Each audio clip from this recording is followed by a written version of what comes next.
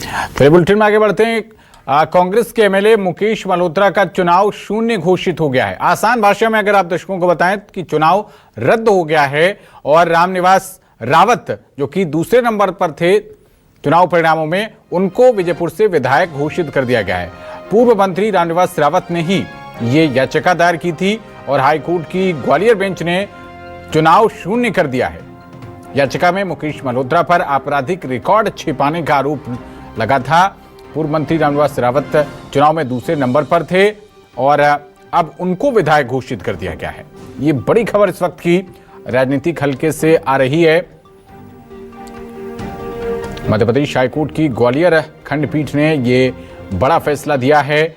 आपराधिक रिकॉर्ड छिपाने पर मुकेश मल्होत्रा का चुनाव शून्य घोषित कर दिया गया, यानी कि रद्द कर दिया गया है। मुकेश मल्होत्रा विधायक नहीं रहे हैं। और ज्यादा जानकारी के साथ हमारे संवाददाता कर्ण मिश्रा जुड़ गए हैं। कर्ण, चुनाव शून्य घोषित कर दिया गया है और शून्य के बाद क्या फिर से चुनाव होगा? जो 6 महीने का एक टाइम पीरियड होता है, किस आधार पर यह बताया जा रहा है कि रामनिवास रावत को ही विजयी घोषित कर दिया गया है? ये किस आधार पर हुआ? क्या कह रहे हैं कानून विशेषज्ञ इस मामले पर? बिल्कुल, देखिए, एक लंबी जो कोर्ट में पूरी सुनवाई रही और उस सुनवाई के बाद बीते महीने 17 फरवरी को पूरी सुनवाई जो है वो कर ली गई थी। ऑर्डर को रिजर्व कर लिया गया था और आज जब ऑर्डर सामने आया है तो उसमें मुकेश मल्होत्रा जो कि विजयपुर विधानसभा सीट से कांग्रेस से विधायक हैं, उनके विधायकी को जो है वो शून्य घोषित किया गया है, यानी विधायकी को रद्द कर दिया गया है। अगर टेक्निकल तौर पे अगर देखेंगे इस चीज को तो इस लिहाज से चूंकि सेकंड नंबर पे लगभग 93,000 वोट जो है रामनिवास रावत ने हासिल किए थे। हालांकि कांग्रेस विधायक जो है मुकेश मल्होत्रा, उन्होंने 7,364 वोट से जो है रामनिवास रावत को हराया था।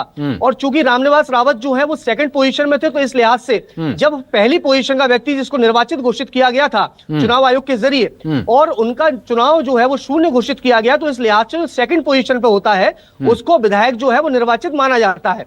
इसके लिए हालांकि एक पूरी प्रक्रिया का पालन किया जाता है चुनाव आयोग के द्वारा। वो प्रक्रिया आने वाले दिनों में पूरी की भी जाएगी। यानी जो कोर्ट की अगर भाषा में देखा जाए तो रामनिवास रावत को जो है असली विधायक निर्वाचित जो है वो घोषित किया गया है।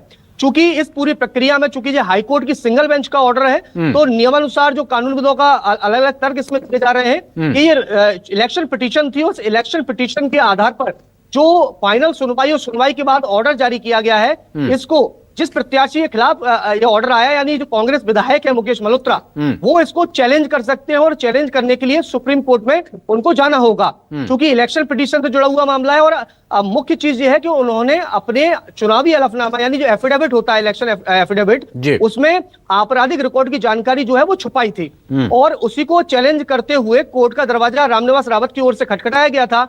अब इसमें जो कि ग्राउंड पूरा हाईकोर्ट के द्वारा लिया गया है, तमाम तर्कों के साथ, दलीलों के साथ, गवाहों और सभी दोनों ही पक्षों के जो लोग थे उनके बयान जो है वो रिकॉर्ड में लिए गए थे और फाइनली जजमेंट सामने आया है। तो उम्मीद तो काफी कम है कि सुप्रीम कोर्ट से भी कोई राहत जो है। ठीक है कर्ण, आप हमारे साथ बने रहिए। इसी बीच हमारे साथ मुकेश मल्होत्रा खुद जुड़ गए हैं। मुकेश जी, स्वागत है आपका न्यूज़ 24 मध्य प्रदेश छत्तीसगढ़ पर। आज आपके लिए कठिन दिन है, आपकी विधायकी शून्य घोषित कर दी गई, रद्द घोषित कर दी गई है। क्या कह रहे हैं आपके वकील, अधिवक्ता, क्या आपका रुख रहेगा अब? जी, बहुत बहुत धन्यवाद आपका सर। जो हमारे विरुद्ध याचिका लगाई उस पर आज माननीय उच्च न्यायालय ग्वालियर हाईकोर्ट का जो जजमेंट निर्णय आया है उसका मैं स्वागत करता हूँ। और लेकिन जो हमारे विरुद्ध फैसला दिया है उसको चुनौती देने के लिए मैं सुप्रीम कोर्ट सर्वोच्च न्यायालय दिल्ली जाऊंगा।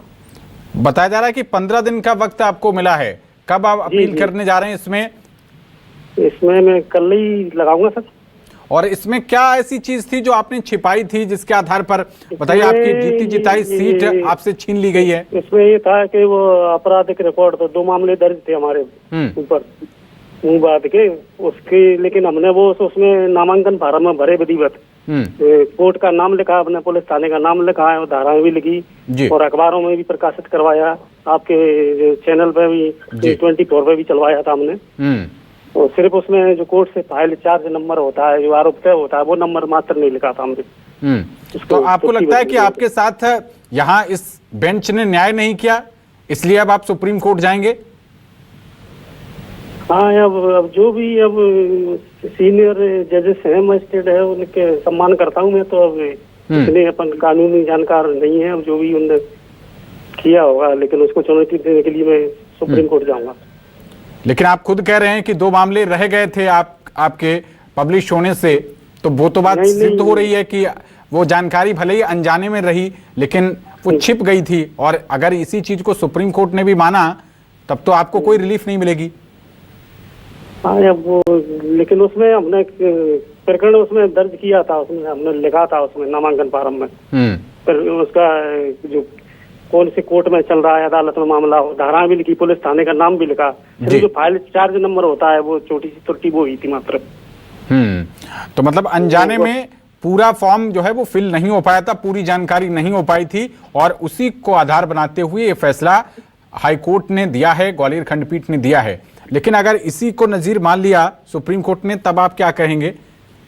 जो भी फैसला देगा सब सुप्रीम कोर्ट, और उसका सम्मान करूंगा मैं। तो जो भी फैसला दे। कॉन्फिडेंट नजर आ रहे हैं या कुछ निराशा है? क्या कुछ निराश नजर आ रहे हैं? कुछ निराशा फील हो रही है आपको?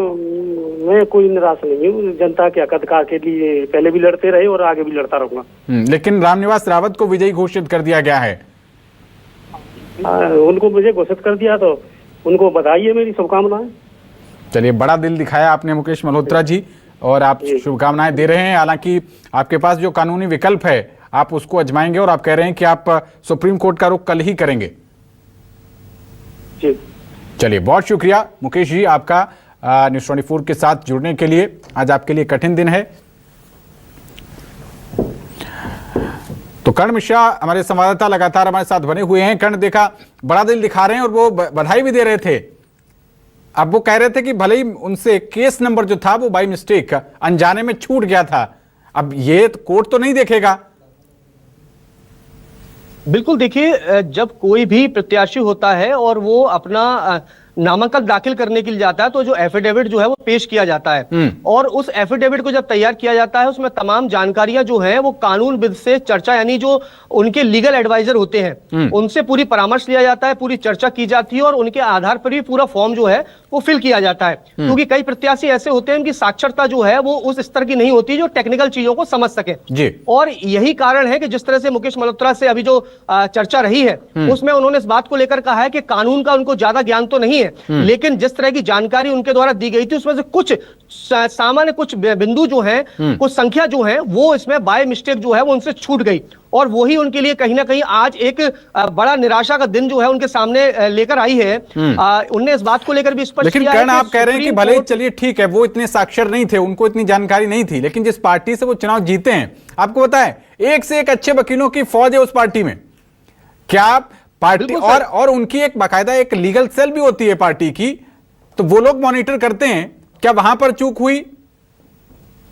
बिल्कुल, देखिए, इस पूरे एफिडेविट में और एफिडेविट में जानकारी, आपराधिक रिकॉर्ड की जानकारी छुपाने की कहीं ना कहीं एक बड़ी चूक जो है वो पार्टी स्तर पे भी हुई है, उनके जो प्रत्याशी के लीगल एडवाइजर हैं उनसे भी चूक हुई है, और कहीं ना कहीं ये व्यक्ति विशेष की होती है। जब किसी के ऊपर कोई अपराध दर्ज होता है तो उसे भी पता होता है कि कितने अपराध उसके ऊपर दर्ज है और अपराधों की संख्या क्या उस एफिडेविट में दी गई है, नहीं दी गई है। तो बहुत सारी कमियां इसमें रही हैं और इसका खामियाजा जो है वो अब उठाना पड़ा है। माननीय उच्च न्यायालय की ओर से जिस तरह से सिंगल बेंच ने ऑर्डर पास किया है वो कहीं ना कहीं मुकेश मल्होत्रा के लिए निराशाजनक रहा है। वहीं रामनिवास रावत के लिए आज खुशी का दिन जो है वो लेकर आया है।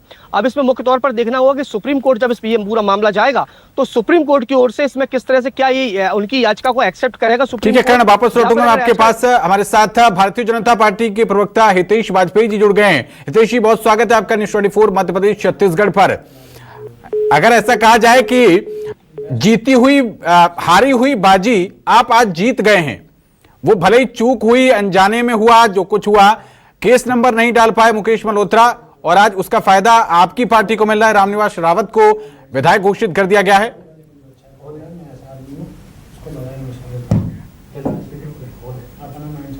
तो तकनीकी खामी के चलते संपर्क टूट गया है हितेश जी से। दोबारा उनसे हम जुड़ने की कोशिश करेंगे।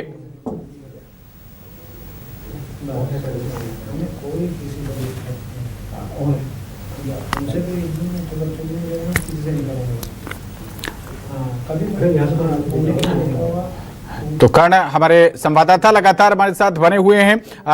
कर्ण, देखिए, ये पार्टी की भी अपनी एक खामी रही।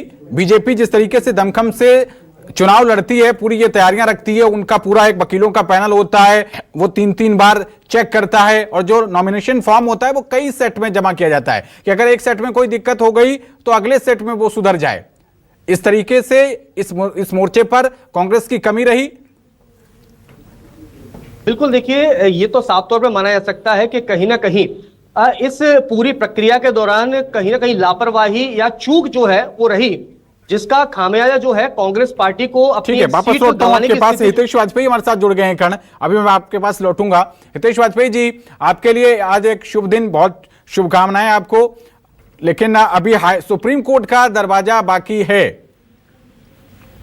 देखिए, सबसे पहले तो राहत साहब को, रावत जी को जो ग्वालियर से राहत मिली है उसके लिए बहुत बहुत बधाई। और जैसे कि एक कहावत है ना कि सच्चे का बोलबाला और झूठे का मुंह काला। आज लोगों ने कांग्रेस की जो छल कपट की राजनीति है, ये लोगों से वोट चोरी चुनावी चोरी कर लेते हैं, झूठ बोलते हैं, धोखा देते हैं। सोचिए, एफिडेविट में शपथ पत्र पे लिख लिख के धोखा दे रहे हैं लोगों को। करोड़ों रुपए खर्च होते हैं चुनाव में, लोगों का विश्वास घात आप इस माध्यम से करते हो, तो ये विश्वास चोरी का नया फार्मूला लेकर आएंगे। तो आज ग्वालियर खंडपीठ ने, हाईकोर्ट ने दूध का दूध, पानी का पानी कर दिया है। और किस प्रकार गंदे तरीके से, आपराधिक तरीके से ये पब्लिक मैंडेट छीनने का या चुराने का काम करते हैं कांग्रेस के लोग, ये सामने आया है। और बहुत अच्छा फैसला है, इस फैसले का हम स्वागत करते हैं। रहा सवाल जो आपने कहा अपील का अवसर तो ये देश कसाब को भी देता था, लेकिन कसाब राष्ट्रपति जी तक अपील के लिए गया, इसका अर्थ ये थोड़ा ना घृणित आदमी नहीं था, अब उसने अपराध नहीं किया था, गंदा आदमी नहीं था। ऐसे ही अपील आप करते रहो, लेकिन कोर्ट ने आज बता दिया आपने गंदा काम किया, आपने अपराध किया, आपने छल किया है, विश्वासघात किया है सिस्टम के साथ, लोगों के साथ, जनता की अदालत में खड़े होके। इसीलिए तो उनको शून्य कर दिया। और शून्य ही नहीं किया, रावत साहब को विधायक भी इन्होंने डिक्लेयर कर दिया। मतलब इससे बड़ा और करारा तमाचा मुझे नहीं लगता कि कांग्रेस के मुंह पे कभी पड़ा होगा। चलिए, बहुत शुक्रिया हितेश वाजपेयी जी आपका न्यूज़ 24 के साथ जुड़ने के लिए। शुभकामनाएं आपको, आपकी पार्टी को आज जीत मिली है।